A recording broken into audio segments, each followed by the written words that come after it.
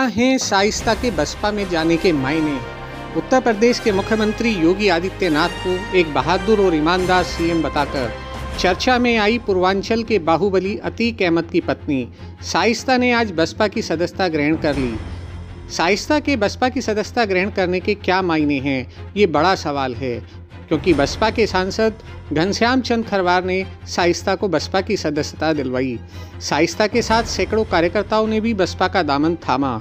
उल्लेखनीय है कि करीब एक माह पूर्व शाइस्ता ने प्रयागराज में प्रेस कॉन्फ्रेंस करके योगी की तारीफ की थी, लेकिन साथ ही महापौर के पद पर चुनाव लड़ने की भी घोषणा की थी।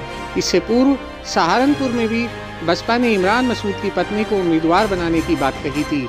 माना जा रहा है कि इमरान के बाद अतीक की पत्नी को अपने पाले में करके बसपा निकाय चुनाव में नए समीकरणों के साथ साथ अपने पुराने फार्मूले दलित मुस्लिम समीकरण को भी साधने का प्रयास कर रही है। अतीक की पत्नी शाइस्ता परवीन को वर्ष 2022 के विधानसभा चुनाव से पहले ऑल इंडिया मजलिस-ए-इत्तेहादुल मुस्लिमीन के राष्ट्रीय अध्यक्ष असदुद्दीन ओवैसी ने लखनऊ में पार्टी की सदस्यता दिलाई थी। इसके बाद उनके शहर पश्चिमी से चुनाव लड़ने की भी हवा उड़ी तो पार्टी ने उन्हें उम्मीदवार भी घोषित किया, लेकिन शाइस्ता चुनाव के मैदान में नहीं कूदी। शाइस्ता के पति अतीक अहमद की बात करें तो निर्दलीय चुनाव लड़कर राजनीति में कूदने वाले अतीक का लगभग सभी पार्टियों में आना जाना लगा रहा है। अतीक अहमद ने वर्ष 1989 से राजनीतिक जीवन की शुरुआत की थी। पहली बार वह इलाहाबाद पश्चिम विधानसभा सीट से निर्दल उम्मीदवार के रूप में चुनाव में कूदे और पहली बार ही विधायक चुने गए। उन्होंने कांग्रेस के गोपाल दास को 8102 वोटों से हराया। इसके बाद अतीक अहमद ने इसी सीट से 1991 और 1993 का चुनाव भी निर्दलीय उम्मीदवार के तौर पर जीता। फिर वह सपा में शामिल हुए और वर्ष 1996 में चौथी बार विधायक बनने की हैट्रिक लगाई।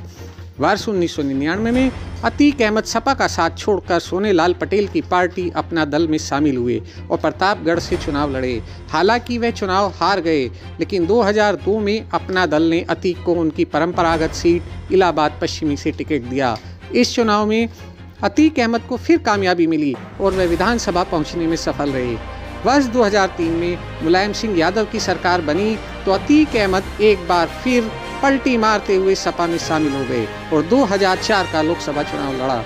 चुनाव में जीत के साथ ही वह पहली बार संसद की दहलीज तक पहुंचा। इसके बाद अहमद ने समाजवादी पार्टी से वर्ष 2014 में श्रावस्ती से चुनाव लड़ा था, जहां उसे हार का सामना करना पड़ा था। जन भारत टीवी के लिए मेरठ से सचिन कुमार गुप्ता की रिपोर्ट।